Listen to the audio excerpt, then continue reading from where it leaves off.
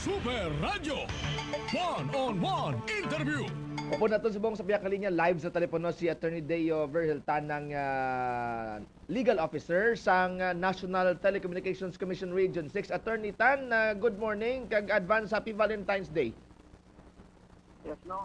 Good morning, Super Christian. Kag sa mga tanan kapamatik subong simo sa programa mo subong na adlaw. Oo. Kag happy World Radio Day subong. Uy, World Radio Day pagid gali. Oo. Oo, sa mga katulad simo sa mga media nagbulik sa amon sa information na awareness drive namon sa komisyon. Salamat gid Attorney Tan for being partners sa aton nga mga advokasya man. Ang una ta subong istoryahan, parte sa love scam, no? Lapit na lang buwas ng Valentine's Day, nagaduging naman ang mga manugtunto pagi sa social media, sa cellphone, sa attorney, anong uso subong? Yes, no. Well, for the past years naman, damo na nabiktima siyang love scam eh. Kaya siyempre, ang ginambada natin na we deserve to be loved. So, dapat kita palang gaon. So, kita kapangita man siyang inog palang gaon ta. Oh. Pero of course, sa maghalong gid kita kay damo gid mga tao nagapang tunto para mag-take advantage sa imo with the common goal of getting your hard-earned money. Oh. Kaya kung tanawon natin, supotis siya, no? Sa mga scamming, no? Not only sa love scam, no? And all sorts of or various scams diri sa pungsod sa Pilipinas as well as around the world, no? Kung pisagi din niya sa pag-build up ng salig, tapos kwaon ang kwarta. So, ilagi na endgame is kwaon ang kwarta sa imo.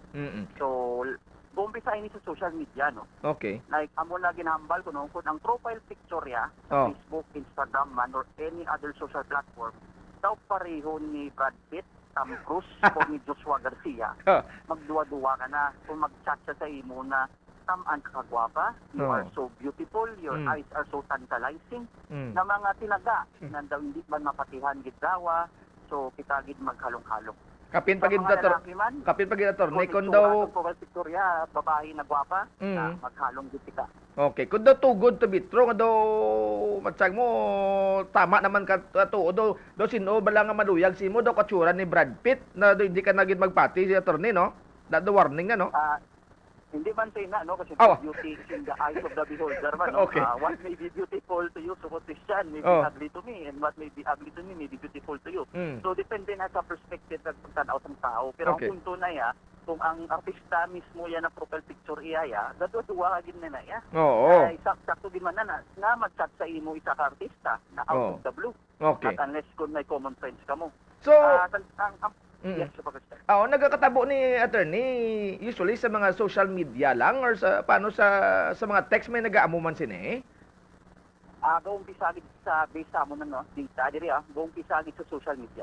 Okay. So amuning entry Instagram. point nila. Makilala ka mo sa social media ulihin na pwede mag-migrate na sa text na tagay na sa mga number. Yes. Okay. Especially kung may monetary platform na kag mangayo na kwarta like kin DVD Gcash ko kay tungod kailangan ko kwarta.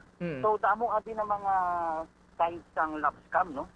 May ara kita ginatawag na sad boy or sad girl. Aba. Oo. Kuno abi na i-chat ya ka tapos i-gain niya imo trust at mag-share sa mga dramatic na mga stories. Nagapa-comfort attorney Namugid na comfort. Bag-o lang ko break up, bag-o lang ko gintunto ko sa ngakon nga partner, no? Or mga muna, no? Mga sad boy, sad girl style, no? Yes, sakto na. Tapos nga kung nagkaara na simong salig, mangayo na sila sang kwarta, kaya ang balon nila pin na pangayo with the kwarta, kaya nabugtong ako, or manginom ako, kaya muna. So, those are the sad boy, sad girl antics. Okay. May araman kita na supportista na isa pagino ang natawag namo na seducer. Kay ang seducer naman, ginapangulagan niya ang biktimaya para mag-send sang mga compromising photos, no? So probably attorney mapadala man siya una, mauna sa padalada sang iyaman para nga daw makonsensya ka man kung hindi ka magbalos ang imo man. That's correct, no? Kaya may reciprocity na tawag, no? Na siyempre kung si Brad Pitt man yan, may lawas yan na may apps, so padala man sang iya picture. So compromising photos. Okay. So padala ka man sang imo. Tapos then, amo na nagamito niya pang blackmail sa imo. Na no extortion na. Kung hindi mo pag-ihatagan ko kwarta, ipag-auon ko ni imo ng mga compromising na mga photos. Okay. So amo ning is mga may ara man kita na support isa na investor naman tawag natin din. Kung baga, pangulyag naman sa imo, maigini mo trust, tapos ituon niya ka para mag-invest sa online investment scheme na bawal gali. So usually among ang nakatabo na mag-invest ka sa amon tapos gusto man baldog galit na mga online platforms or mga websites or programs or entities na hindi registered sa SEC naton. Perti katanda. So, muna yung mga pinaka-common, ang sad boy, sad girl, ang seducer, kag ang investment nga style. May iban kapag attorney nga mga modos nga dapat mangin aware ato ng mga tagpalamati. At amo ni no, ang paugat nga tawag ko, ang slow burner. Kay paugat din siya. Oo. Kaya kung baga, patiently siya, kung baga may pasensya siya, na mag-cultivate a long-distance relationship, no? Siya biktima, over time, isang pila pa katuig, yung pila pa kakulan, tapos pinakasama siya, indoctrinate siya na gusto na matabo sa iyan na biktima, and then, mangayo na kwarta kag pabor. For example, na may problema sa immigration, or may padala na package, kailangan niya kwarta, so, diragit. Pero ang punto ko lang support is dyan, no? Kung mangayo na sila kwarta, especially dako na valor, magduwa-duwa na kita.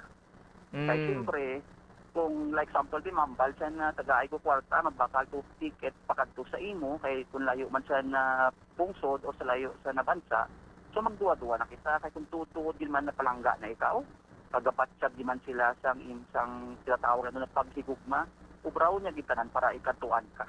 Hindi na yan ang mga ayok-liti. Oo. Sige. Lastly, ibong message sa aton nga mga tagpalamati, Attorney Dayotan. Yes, no? So may ara kami nga tawag na BIRD or BIRD, no? Amo nang 4 golden rules sa love scam, no? Dapat una-una best, no? Kung ano ka na, kung gaduduwa ka na sa suspicious na profile, i-block mo na.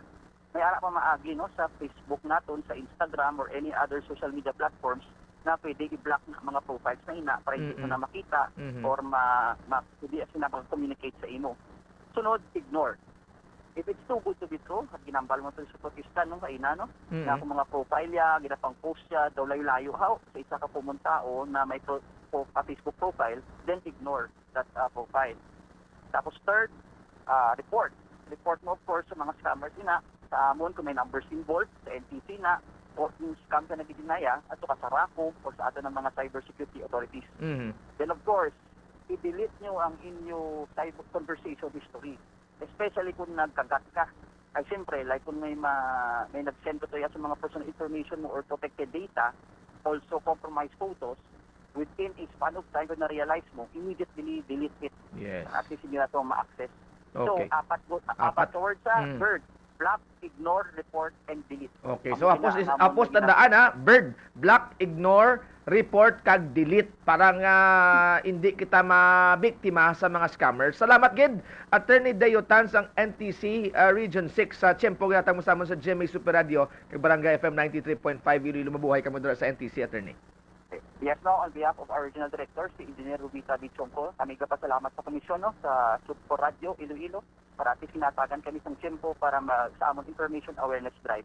Lastly, tandaan natin, no, sa nagpamati, dapat kita palang kaon, hindi pagsakiton, kaya magpilig kita sang aton na pagigumaw. Salamat gid Attorney Tan.